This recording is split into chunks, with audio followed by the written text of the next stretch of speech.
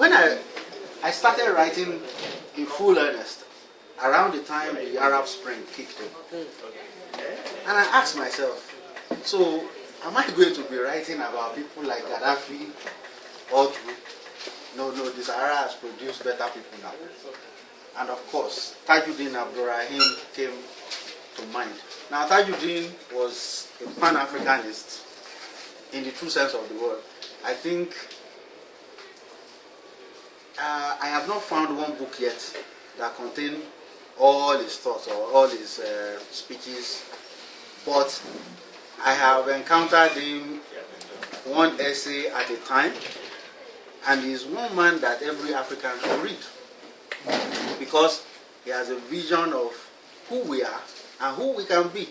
That is not determined by how much theft you can perpetrate while in office. We don't have many people like him. So I decided to write this section just for him. We own Tajuddin. You get as this letter not easy to write to now. Man no fit cry, man try, man no fit stop.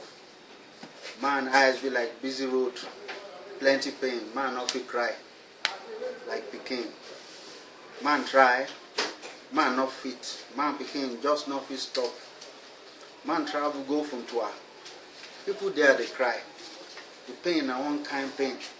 How person go fit right down? Man go Wusasa. We own Taju. Now the same thing. This kind life where they live so. Man no fit talk am.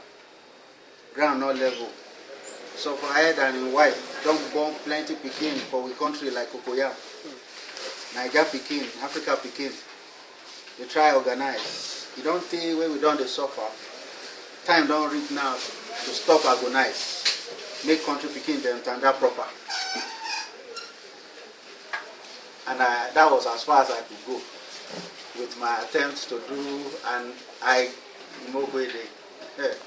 because those are all and all the poems who has actually done more successful poems in Pidgin.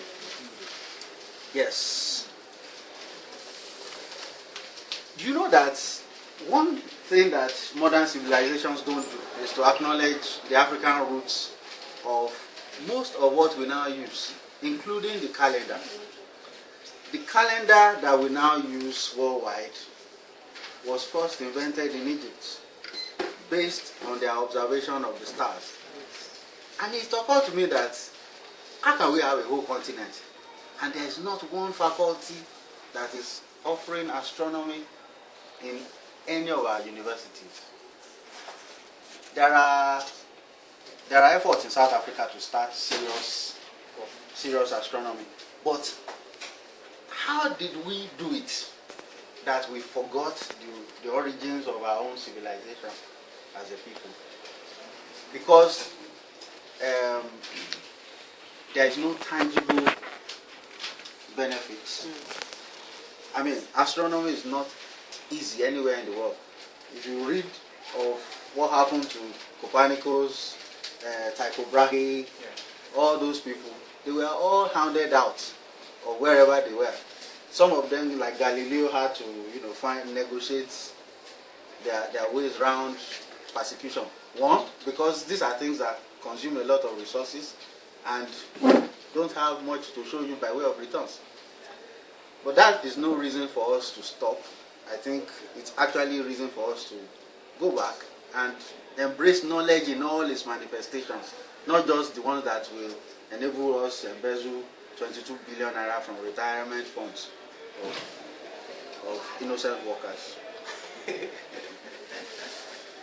A star prattles at the edge of night vision over a vanished city. In its day, it bustled with commerce, with philosophy, with aspiration of young cities where agendas tussled. It was the kind of city where a man could post a letter at midnight to Parliament or to his lover, the kind of city in which people boast of women in the driving seat reading Revolver. Revolver here is spelled R-E-V-U-L-V-A. This generation, skydivers all fond nectarholics, there for riches in rocks and seas, all things ambrosial. They are gods, they are aware of frolics, of beings and destinies, of winds beneath their wings. Page 109. The limits of pigments. Alas, they are mean, necklacing thieves and suspects. They are pirates, they are buccaneers, the vultures, demons and axemen, at whom the infernal tugs and also the fates.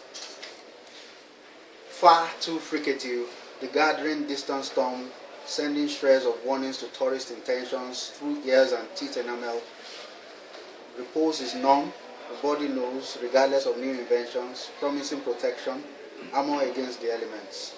Freedom is the song on the lips of the wind, kindling the wattage of clouds, flattening tents, throwing sound boomerangs for itself to find. Long before cannons, before taunting dreams of sleep in their open mouths, long before housed aspirations, the age of tents and animal screams. An elder woman owning a voice that aroused prophecies of the coming of the Phoenicians. When she died, there was an age of ice between that prophecy and grim fulfillment. The thawing sea cried a little louder from the ordered heresy of Assyrian horrors.